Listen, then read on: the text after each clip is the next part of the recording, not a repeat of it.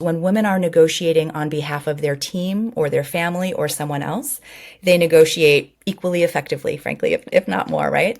But when we're negotiating on our own behalf, we don't do it as frequently, and when we do, we're about 3 times more likely to be perceived as selfish, pushy, bossy.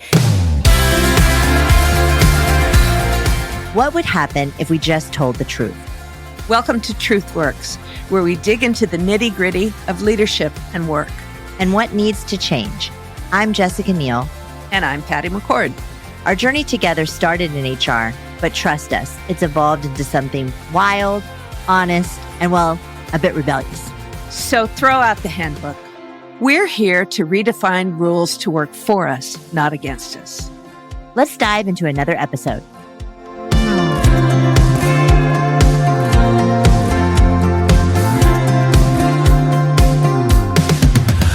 Hi, everyone. Welcome to another episode of TruthWorks. I am here solo again because Patty's still recovering. Get better, Patty. We love you. But I have an amazing guest here with me today. And I'm going to let her tell a lot of her story, but I'll give a brief introduction. Her name is Kweilin Ellingrud, and she is a senior partner at McKinsey. I'm sure y'all have heard of that company before. And she is also their director of McKinsey Global Institute, right? And it's called MGI for short. But that's where she does all this research and leads training on the future of work around gender, racial equity, productivity, sustainability, and inclusive growth. So welcome to the show. We're so excited to have you. There's obviously way more to your story. You have an amazing book that I want everybody to know about. So tell us your story. How did this all start? I want to know everything. Wonderful. Thank you for welcoming me. I'm thrilled to be here. Yes.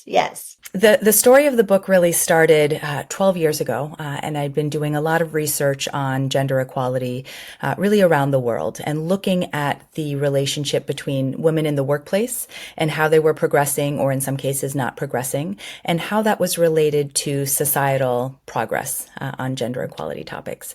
So I was looking globally. My colleague Lorena Yee, who is a co-author with me, was looking very much at that same question in the United States across kind of corporate Fortune 500 companies. And my other colleague and co-author, Maria del Mar Martinez, was focusing on that problem in Europe, and she's based in Madrid. And so we were all researching this over the last 12 years or so. And as we put our heads together and as we've been sharing the insights from this research, we really felt like every time we would tell the story or the actions that people could take, it was new news. And if women don't know the data, the insights, if we can't peer around the corner to understand the pivotal moments, the pitfalls we might encounter across a career, it's really hard for us to make the best decisions for ourselves. And so we wanted to make it easier to access, kind of distill these 200-page reports into something accessible, meaningful. And then we also combined it with stories of success. So we interviewed over 50 women around the world, different industries, functions, of course, geographies, and combined those success stories with the data to make it a bit more memorable in terms of what are the ways to overcome these barriers, these broken rungs in a corporate landscape. Yeah, thank you. Because, we need to send, look, Patty and I talk about women, equality a lot on the show, probably because we're women, and have experienced all of these things. But, first of all, we didn't mention the title of the book. So let's do that. Tell us the title of the book. The Broken Rung. The Broken Rung, which I love that title. It's just an issue I can't stop talking about because, I do think, like, when I think about my career growing up, and I was very fortunate that I got to a very high level, C-level job at, a public company and a consumer loved brand at Netflix, but not many get there. And I didn't have resources and tools, at all. I just worked hard and, sometimes pretended like I was just one of the guys, sometimes didn't. But I think the hard work and maybe some luck paid off for me. But I really wish I would have had more tools. So I'd love to know, like, when you and your colleagues were off researching, and then you're sort of breaking it down from Europe to the US to global. What were the just surprising commonalities that you found that even you as a woman were sort of taken aback by? Yeah. I think as you look at the global landscape, the United States is really at the bottom of that top quartile in terms of gender equality. I think the biggest thing I was surprised about was how many companies globally have entirely male leadership teams, literally not a single woman on either in the CEO role or in those direct reports to the CEO.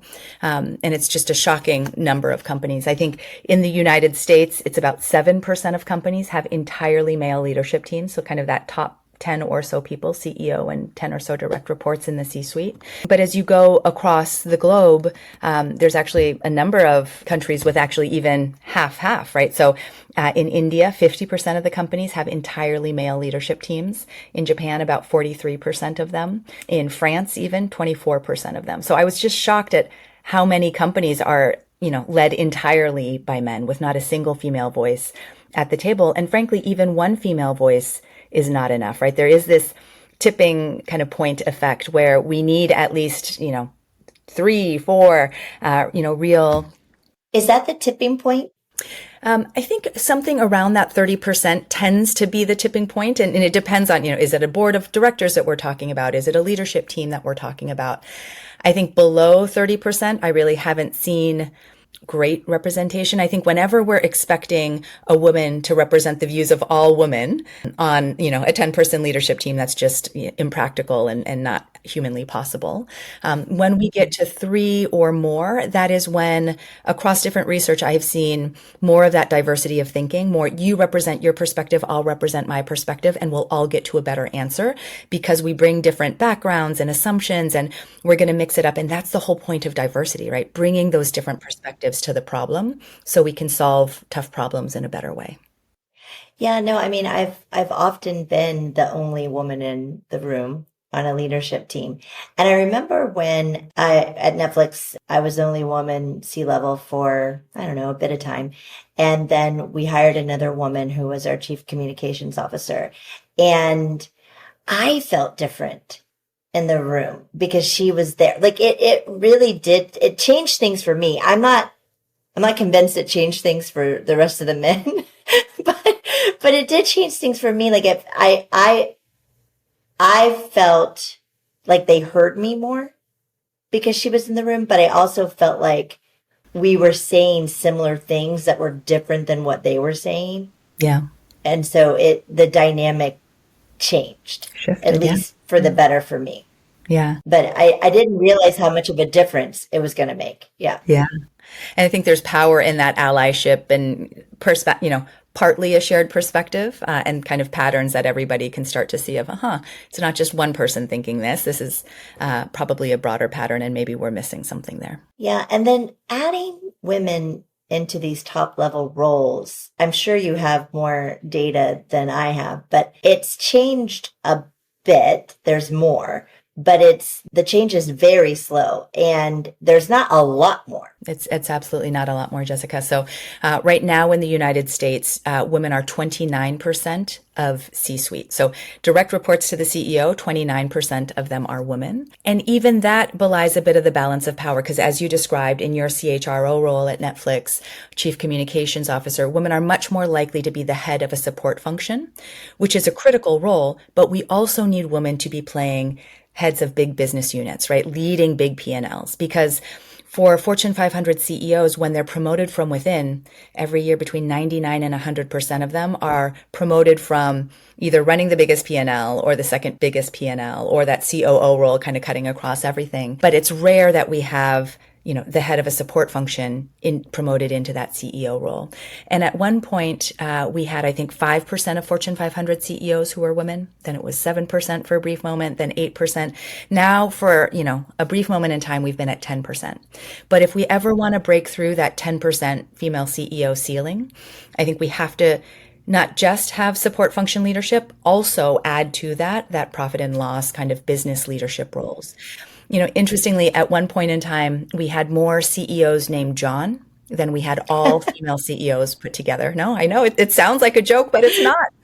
And then, I'm laughing because I totally believe that. then at another point, we had more CEOs named Michael than all female CEOs put together. Now we're past that point, right? Because we're at the 10%. But it's still a long road because still I think female CEOs are viewed as the anomaly, right? It's a Hail Mary. The business is really struggling. Let's put a woman in there. What do we have to lose? It's been going poorly anyway. Yeah. It's only happened once. She can't mess it up even more, Yeah. Exactly. It's only upwards from here. Yeah. But then I think it's only happened once when a female CEO has replaced another female CEO, right? Since the beginning of time, we've had male CEOs replacing male CEOs, and then, occasionally a one-off. But we just have to shift that pattern. Yeah. When I'm thinking about CEO transitions that I know about, like it is like if a woman's in the role, it always is a man that replaces it. That's true. Wow.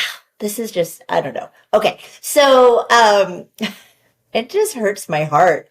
But so you do the research, you and your colleagues are writing this book, and this is a great revelation. But is there any other, like, I don't know, like things around women leaving the workforce or any other kind of ahas you had? Yeah, there's a lot of, I think, myth busting that we did together. One of those myths is exactly that, oh, women are voting with their feet. They don't want to stay in the workforce. They want to maybe take care of family at a higher rate. And in fact, no, women are just as ambitious. They want to be promoted at equal rates. They're not. Many of them are stagnating in roles, right? So if you talk to a vice president, male and female, who were just promoted, most likely the man has spent 4 years in the previous role and the woman might have spent 7 years in the previous role. So we're not leaving the workforce. We're leaving and staying at the same rates. And when we leave to take care of family at roughly the same rates as well as men, but we are stagnating in roles, right? We're missing these promotions, this initial broken rung, this promotion to manager. We're either missing it altogether or it's taking longer. And that, Jessica, is despite the fact that we're doing so well academically, right? Supposedly, all of our academics are supposed to prepare us for the entry into the job market. And women for the last 40 years in the United States have been outperforming men. Right now, we're 59% of college degrees. The majority of valedictorians, higher average GPAs. We're also the majority of master's degrees and PhDs. Academically, like, we could not be doing better. And then all of a sudden, right, you've prepared your, whole academic career to get into the workforce. You get into the workforce and think about that talent pyramid, as you know well from your CHRO role days. 70% of people, of employees, are at that entry level. Many will not actually make it past that entry level in their entire careers, right? They might retire from that entry level. And so everybody has to go through this first broken rung, this first kind of broken manager promotion. And the numbers are that for every 100 men who are promoted at that first manager promotion, only 81 women are promoted. And if you break out that number by women of color, it's 89 white women, but it's only 65 black women and 65 Latina women and 54 black women. So it's much, much harder for women of color to get promoted. It's roughly half the rate, 54 black women versus 100 men. And that's that missed, delayed promotion initially that everybody has to get through. And that's, early days, right? That's typically before women are having children, right? Those kind of barriers are not yet kind of kicking in, at least for many. But we're really already falling behind despite having excelled academically. Well, why is that? Is it just systemic, like, processes and thinking, or is there a different reason? Yeah, there are some systemic challenges, and then there are some actions and decisions that we are also making that we have control to make differently should we want to. So we did a deep dive on the US pay gap, and the pay gap is for every dollar that men make, women make 27 cents less. And we can explain about 80% of that gap, meaning 20% we can't explain. It's either bias, unconscious and conscious bias, but we can't quite capture it in the data. Of the 80%, though, it comes from two sources. 1/3 of the gap is different hours worked. So women have the majority of part-time jobs, minority of full-time jobs, and we're working fewer hours. So for every 10 years a man is spending in the workplace, women on average are spending 8.6 years. So we're missing kind of 1.4 years. And that's largely not a shock between maternity leaves, but also care leaves, right? We're taking care of parents, in-laws at higher rates also, kind of later in our careers typically. So there is a difference in terms of years of experience. That's 1/3 of the explainable gap. The 2/3, though, is different occupational choices that we are each making. So we often start off at very similar occupations, and over time, we may trade off for less competition. We may trade off for more flexibility. We may trade off for jobs that are more aligned with our personal values and what we're excited about. And that drives 2/3 of the pay gap. So if you do that knowingly, wonderful, right? But if you do that unknowingly or the job market is acting in biased ways, then that's the challenge that we want to address. And so how do you address that? We address that in the book by talking about what are the decisions we can each make knowingly to make the best trade-offs for each of us, right? So if you want more flexibility, knowingly, go ahead and make that trade-off. But if you were making trade-offs unknowingly and maybe kind of getting a lower income salary, then let's talk about what you can do to maximize that income. So early on in your career, there's a number of decisions that we each make that really set us on the right trajectory, right? They kind of increase the slope of that income curve. The biggest thing you can do to maximize what we call experience capital, which is kind of the wisdom, the knowledge you learn on the job, and it's how you leap over that broken rung. The biggest thing you can do is pick the right company.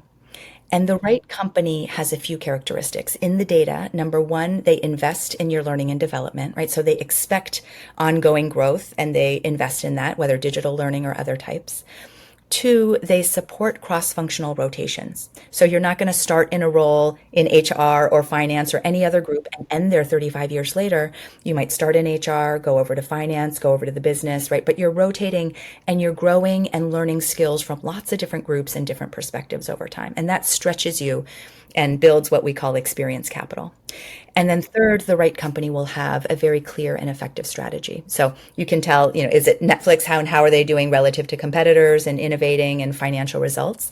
And all three of those things, learning and development, cross-functional rotations, and strategy effectiveness, you can tell outside in, right? You don't have to accept the offer and then find out a year or two later that you made the Yeah, right and you can ask what they do in the interviews. Absolutely. Yeah, and I think of companies, I talk about my friend Donna Morris at Walmart all the time. But I mean, Walmart is a great example of this, where, they hire people entry level in the stores, they become store managers, they go to corporate, like they have a very, very good program with, and they have over 2 million associates around the world. It's Incredible. like a small country.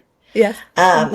You know, okay. So if I'm a woman and I'm starting out in the workforce, or maybe I've been in the workforce and I'm just starting to recognize some of these things, what do I do? Yeah. I would do Besides pick the right company. Yeah. Besides pick the right company, I think there's a And what if couple. I pick the wrong company? Yeah. Well, if you pick the wrong company, I think it's never too late, especially if you're early on, 5, 10, even 15 years in, to kind of remake that decision and pick the right company. It's often worth it. Now, you have fewer years to benefit from that decision and that growth, but typically it's still worth it to kind of double back and make the right decision. But other things you can do, both early on and across a career, you can make big, bold moves. And in the book, we describe how do people jump jobs? When they switch jobs, what exactly happens? And we measured what we call skill distance. So when somebody takes a new job, kind of close to your heart, 25% of the new skills in the next job are not skills that they used in the previous job. So think about 25% new skills as kind of the average. Anything more than 25%, let's say 50%, 60%, you're moving from HR to finance or finance to generative AI. That would be what we call a bold move. 50%, let's say, of the skills you're using in this new job are new to you. You've never used them before. You're really uncomfortable. But if you can reframe that in a positive way of, I know I haven't done this before. Every day is a struggle. I'm out of my comfort zone, but this is one of the best things I can do to build my experience capital and stretch myself and grow my skills. That is correlated with 20% higher income. And interestingly, in the research, women and men make roughly the same number of bold moves across a career. It's about 1.7 per decade, which doesn't sound like a lot. but it makes sense. They're kind of tiring the way I Because you're described like them. you're in a role, yeah, for a Yeah. bit of time, and then you make a Yeah. bold move. Yeah, okay, that Exactly. makes And then you sense. got to build the skills, cement them, make sure that they're kind of second nature before you build on that kind of foundation to take on your next bold move or jump. So But we make the same amount of bold moves as men. women make the same number of bold moves as men on average, but when women make bold moves, we're much more likely to stay at the same income quintile or decrease in income quintile. Men are much more likely to increase in income quintile. So when they jump and they jump boldly, they're reaching for a big role, a big salary. When women jump, they may jump to something very, very different, like teaching into sales but they are more likely to decrease. And maybe it's, they're optimizing or trading off for flexibility or other things. But the data says that we will more likely or more frequently than men decrease our income. Isn't that just shitty? But okay, so I've always thought about it as another, and I don't know whether you came across this in your research, but I always thought some of this, like especially with bold moves or career changes, a lot of it might have to do with advocating for oneself. Like I think, like I always feel like men are like, yeah, you need to pay me, whatever, what about, and women are like, oh, I'll just, whatever you think is good, that's fine. Did that come up in the research? It does. And it comes up in one of our chapters around bias. And there's lots of different types of bias, right? There's external bias.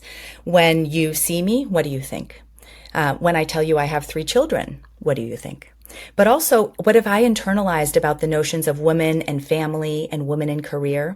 And how I think about those concepts actually is very predictive of whether I would hire an equally skilled and talented woman as a man. And so there's lots of bias in hiring, as you know well, in promotions and even performance conversations. And so that's a challenge. But it's a combination of both external bias and what people are kind of judging in performance evaluations, but also internal bias. Do I feel ready, right? Am I reaching for that role? Am I asking for that bigger salary? And it was interesting in negotiations, when women are negotiating on behalf of their team or their family or someone else, they negotiate equally effectively, frankly, if not more, right? But when we're negotiating on our own behalf, we don't do it as frequently. And when we do, we're about 3 times more likely to be perceived as selfish, pushy, bossy. And so part of it is what we advocate. And then the other part of it is how are we perceived both by men and women in terms of what we're actually negotiating for or advocating for. Yeah, I've been in that situation because there were, I sort of was like, most of the time in my career, like, okay, I'm just going to take, I'm going to take what I get. I'm not going to really push. And then there was a time that I did push and I ended up getting most of what I wanted, but I could tell that the person I was pushing it with, which was my boss at the time, who was a man, was not happy with me. Yeah. Right. Like he was like annoyed and and then after that, I don't think I did it again. You know what I mean? It didn't feel great for you either, right? Even though you achieved part of what you wanted to accomplish. Yeah. And I mean, like, it was never brought up again or anything like that. But, it was just, I was trying to be bold and do what I advise people to do for themselves all the time. And it didn't backfire per se, but it also didn't feel great. No. Yeah. No. And Jessica, it's interesting. We see that a lot in the data around motherhood. So around the world, this is one of the most persistent global things that pops up in the data. If you compare a woman with children to a woman without children, women with children are less likely to get the job, less likely to get promoted, less likely to get paid more. Meanwhile, the complete opposite is true for men, right? So had a men been in your situation in negotiating, they might have said, oh, he needs the salary to support his family. But meanwhile, they don't think the same of the woman who's supporting her children. But if you compare men with children to men without children, men with children are more likely to get the job, more likely to get promoted, and more likely to get paid more. And the effect goes up the more number of children that man has. And really? Exactly to your point, it's the rationale underneath is, men with children are more stable, more trustworthy. and they need the salary to support their families, right? But meanwhile, we're not thinking the same ways, both men and women, about the mother supporting her family. And even 3/4 of Americans here at home will say that fathers are more dedicated to their jobs than mothers. And so you can tell, right, as a HR leader, how that's going to play out in performance reviews, even subconsciously, how that plays out in the workplace. It's just bizarre. Okay. Well, no, I mean, bizarre in the way that, yeah, of course. Yeah. Okay. So men with children get ahead. So have babies, men. Um, and women, no, but I did want to talk about the impact of being a mom Yeah. because I became a mother later in life and later in my career. And so I have a 5-year-old today, which I think everybody that listens knows because I talk about him like all the time. But things changed when I had my baby. And I could tell that it changed in how my male colleagues, looked at me. And then things changed for me from a priority perspective. Because before then it was all about work all the time. And then when I had him, I was like, okay, now I have to take care of this thing, this human that I created. And I wanted to, right? Like I wanted to be there and I wanted to take care of him. And I started to create more boundaries of like, things I would do. And I remember, I think this was like COVID days, but, my son was maybe right around 1 and COVID was lightening up for one of the first times it was lightening up. And my boss at the time was like, okay, we're going to get on. We're going to go to this country. We'll be gone 11 nights. And I think he must have seen my face because I was like 11 nights, like, and he was like, what's wrong? And I was like, I can't be gone 11 nights. Like maybe I can do 4 or 5, right? Like, but 11 nights is like a long time. And he's like, oh, is this because of the baby? It's like, yeah. Yeah, it's because of the baby, And he's like, well, you can bring him with you. And I'm like, no, I can't bring him with me. Like, that's crazy. Anywho, so it just is like a really hard thing to navigate. No matter, and I was at a really high level in a, fairly supportive company compared to many. But I think at like all levels, it's hard. And maybe even at a more junior level, it might be even harder. I don't know. What did you guys find on this? Yeah, it is hard. Even at more junior levels, probably more so because you have less degrees of freedom to even speak up or set boundaries. We do see a lot of mothers, and there's lots of stories in the book, be really good at setting boundaries, multitasking. Actually, there's a story in the book about Julie Morgenstern, who is missing the window to take her kid on a walk because she's so disorganized. And she decides like right then and there, like her being late and disorganization isn't just affecting her. Like she's kind of playing this through and she's like, my child's going to miss all sorts of important things because I'm just scattered and all over the place. And so she sits down and she organizes the diaper bag. Then she organizes a room and she actually builds an entire career around professional organization, like helping others figure out how to make sense and order of their lives. And then she actually goes on to build a whole kind of industry and business around helping them, women brand themselves. And so from what would be, a real weakness builds an entire kind of entrepreneurial career. But to your point, it's good in ways that it forces you to set boundaries, forces you to kind of multitask more effectively, but your priorities do change. And maybe that is what we see in some of the data when we're making different choices around flexibility, around ability to be home with kids, with, those that we love. So that's probably showing up a bit. But I think the biggest thing is around this re-entry. As you ramp off from a maternity leave and then come back, how do you use your sponsors to make sure that that is a smooth path? Now, if you're already in a senior role and you've got that and it's obvious what role you're coming back to, wonderful. But for many, that's a very fraught kind of re-entry journey. So in the book, we talk about buy a round trip ticket, right? You're going out on leave, make sure you've got the round trip ticket back and you're really working with sponsors to make that a smooth reentry path. I'm really glad you brought that up because I was going to talk to you about that. Because one of the things that I've spent a lot of time thinking about is women reentering in the workforce. And you see so many women who go out on maternity leave, whether they're in a senior role or not in a senior role, not come back to the same role, right?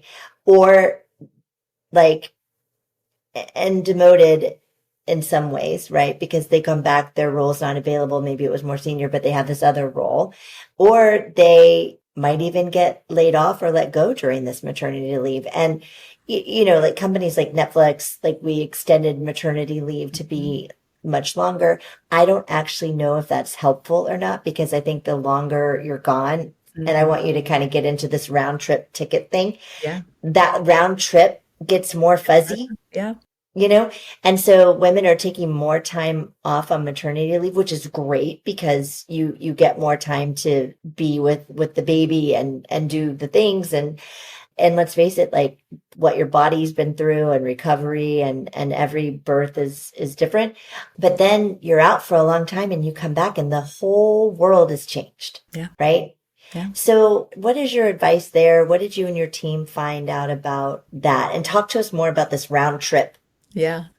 Well, and the whole world has changed, and even more so now, right? I feel like every 6, 12 months with generative AI and Yeah. technological shifts, it does feel like a very different world so quickly. The round trip ticket is really around working with your sponsors. And what we found in sponsorship is that women and people of color tend to be over mentored, but under sponsored. Lots of advice, lots of coffee chats, but sponsorship is really, could you create an opportunity for me that didn't exist before? And maybe that's a step up opportunity or a project, could be a promotion, but could be a smaller form of like a real opportunity. And that does not happen as much for women and people of color. And so how do you work with, could be one sponsor, could be two sponsors. Most people don't have that many sponsors. How do you get a sponsor? How do you get a sponsor? Like, or how do you know, like, whether you're just, you have a mentor or if you have a sponsor? Yeah, you'll know if it's a sponsor, I think. But how you get a sponsor is usually it's a mentor first, right? You might have met, they might have given you some advice. Usually to graduate into a sponsorship relationship, you have to really have worked together. They have to see you in action. They have to truly believe in your potential more so than others to kind of invest that kind of time and energy. I would say for their part, sponsors can only sponsor so many people, probably on one hand or two hands if they're really good at it. And usually a really great sponsor will be thinking on a daily, weekly basis, right? How is Jessica doing? How can I help her? Like, let's just catch up. What's going well? What can I help with? And in key moments, creating opportunities for you. Maybe that's because they're in the room when people performance conversations are happening and they can kind of speak up for you or suggest your name for an opportunity that's coming up. But sponsorship, you can feel it. Some people ask formally, like, would you be willing to be my sponsor? And many people, I would say most people more assume it and kind of talk about it. So they might say, Jessica, as my sponsor, I'd love to hear your thoughts on this this moment in my trajectory. Like, what do I need to be thinking about? And so hopefully if you're not my sponsor and I've just said that, right, you would react to that and I'd have some sense of it. So maybe more of the assumptive close, but you'll get a good sense, I think, from the relationship. That's super helpful. And then should you be specific with your sponsor about what you want and what you need? I think that is so important. And Jessica, I think men on average, this is not research based, but what I've observed in kind of my own sponsorship of people is that men are really good at sharing where they want to go. So they might say, hey, this role over here in this other part of the organization, that's where I want to be in whatever timeline, could be 3 to 5 years. And they tell 20 people about it. So everybody knows that's where they want to go. Meanwhile, women, incredibly talented women, will put their head down and work their butts off and hope that somebody notices. And they won't say, hey, I want to go for that role over there. Help me. What are the skills I need to build? And there's a beautiful story in the book about this woman in Google Spain, and she wants her boss's job of leading all of Google Spain when he retires in 2-3 years. And she sits down with him and says, number one, what are the skills you think I need to build to be ready for your role? And number two, who are the people I need to get to know so they see me in action and have confidence that I can play that role when the time comes. But even having that explicit conversation doesn't happen enough. And I think, especially if you've built that relationship of sponsorship, activate it, right? Make it count, because you only have one. Over time, have typically had 1, 2 sponsors. If they're doing their job well, frankly, that's all you need. But you need to activate it to make sure that they're helping you in all the ways that they can. Mm-hmm. So if you're a woman and you're going out on maternity leave, or you're out on maternity leave, what's your advice to them and sort of this contracting this round trip? And should they try to stay in touch more? Should they? I don't know. I was not, when I was on maternity leave, I wasn't really on maternity leave. I was still kind of working, not as much, but I had a big job. I couldn't just like check out. And I did it. I wasn't working like full on, but there were things I had to do. So, but I always kind of felt bad about that, So I don't know. What's your advice to women? I think on this round trip ticket, I wouldn't necessarily stay in touch frequently if you can avoid it, because then you don't get a proper leave and a real disconnect. But perhaps don't do what I did. A month or 2 before you're coming back, catching up with your sponsors, giving them a sense of what you're planning, right? Because also your plans may change. And so just, yes, I'm, planning to come back in September. Here's what I'm looking for. Or if you already know the role that you're going back to, right? Just kind of catching up on things, planning ahead so that it's a smooth reentry there. But I think connecting 1 or 2 months in advance of that reentry is helpful. And maybe that's just a half day on a Friday in the office or whatever that might look like. It's also an opportunity to change things up. So there might be either a role that you didn't like, and this is kind of a natural exit and a switch to something else. There may be parts of the role that, might be better transitioned at this moment. So think about the kind of silver linings and the opportunity, as well as certainly there are challenges and re-entry. But I think those can be navigated if you've got the right sponsorship network. What's your thought on the right amount of leave time? And obviously every situation is different, but yeah. I've thought a lot about this, and I've talked to a lot of other very senior women, and we can't crack maternity leave, right? And we just don't know how to solve it. Right. And again, a lot of companies like Netflix and others went to trying to support more and giving longer leaves, but that didn't actually help. It helped the women for sure have more time, but it didn't help with their career. Retention. Right. Yeah. And in fact, maybe hurt their career more because they were out for, like, if you're out of your job 6 or 8 months, that's a long time. Yeah. And Jessica, you mentioned earlier kind of globally, most leaves are longer than they are in the US, especially as you look at the European countries. And as we look across countries that have more than a year and a half of leave, there is that tipping point in the other direction of it actually decreases women's participation in the workplace over time, because you've been out for, 2 years, 3 years, and that's really hard to have that round trip ticket for. In the US, we're certainly on the lower end of things, right? Even our, friends to the north in Canada would have much longer leaves. But I think that's such a personal decision. I was out for 5 months. It's also industry and company dependent. It was more seamless to kind of slot back in. I'll share 2 examples of policies that I think can help. One, when we actually increased our paternity leave length and more men were taking that regularly, it was actually a huge boost to our mothers taking maternity leave, because everybody got better at on-ramps and off-ramps. And even subconsciously, when you were staffing a woman to a team, no longer were you thinking, oh, might she go out on leave? The man, and frankly, less visibly, might also go out on leave. And for, just a long a time or close to it. And so we got better at on-ramps across the board.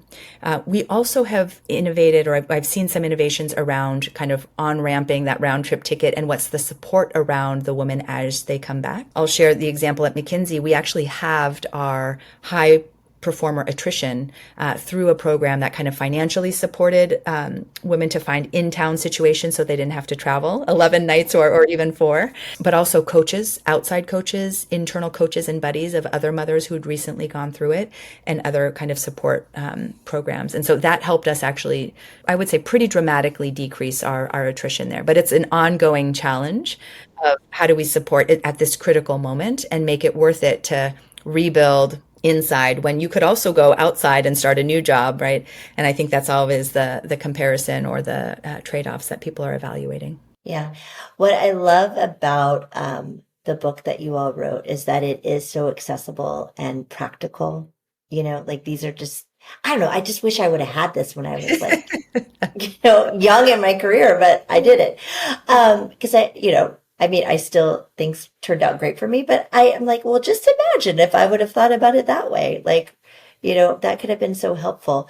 We are running out of time, and I could talk to you for probably 10 days, 11 nights. But we always like to leave our listeners with like a little nugget of something. And what I'd like for you to maybe leave our listeners is one nugget for the women and one nugget for the men. Okay. The nugget for the woman would be take charge of your career.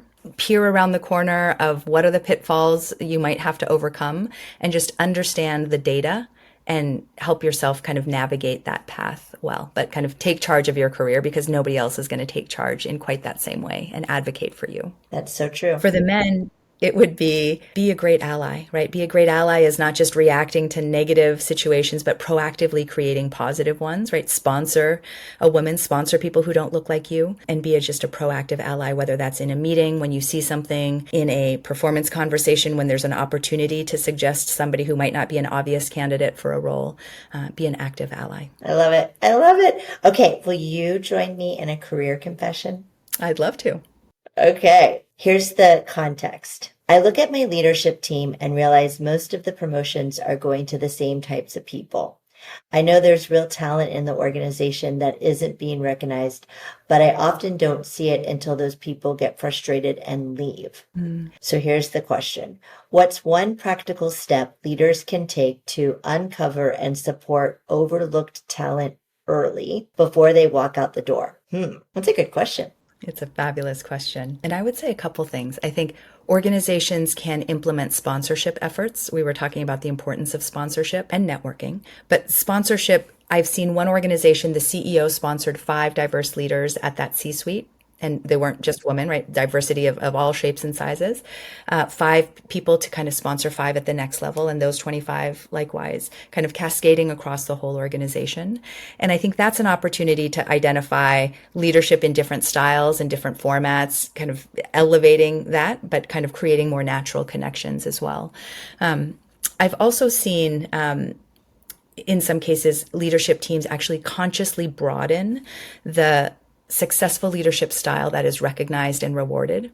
And for example, Mark Zuckerberg, contentious or not, as the Meta CEO, he actually posted a picture of him feeding his daughter a bottle and said, most important meeting of the day. And he took a paternity leave. That is role modeling in a different way. Or you might have leaders who are more introverted or have a very different style, and just share and showcase some of their leadership styles, so that we're broadening the very narrow kind of lens of what successful leadership looks like at this company. And I think that makes more people feel heard, like they can kind of rise to the top over time, and just recognized in their different styles. Yeah, no, I love that. That's great advice. The sponsorship is something that we really thought about and did at Netflix, and really thinking about succession and like that, next generation, and not mandating, but requiring in many ways that pool of talent be diverse at every level, right? And I think you have to just be very intentional. And, and when we were intentional about it, it actually happened. When we weren't intentional about it, it didn't happen. So I think, if you're a leader at this company, just bringing in that like train of thought and making sure that that's where you're starting, not where you're stopping, but that's okay. Let's start here and let's be really intentional about this. And I do think widening our view of what a leader is very important, because leaders come in so many shapes and sizes, and it's not just the loud person. It's oftentimes the quiet person, who's the best leader. So I think that's great advice. I am so glad you came on the show. I don't know, my cup is now full talking to you. I'm sort of depressed at the same time because of all this data, but I also have just a lot of hope, Absolutely. because And I think knowing is half the battle, right? Then we know what we're up against, and then we can make the best decision. So I'm also optimistic about the path ahead. And we're already starting with so many advantages academically and otherwise, but we need to know what we're up against. yeah. And I think, had I known all these things, and now that more women do, like, we can be in charge and we can knowingly make these decisions. And that progress that we've seen from, 7% to 10%, maybe that grows faster too. And we get to 15% much faster than we did to 10. Agreed. I don't know. Thank you so much. You made my day. Thank you. Thanks for listening to TruthWorks.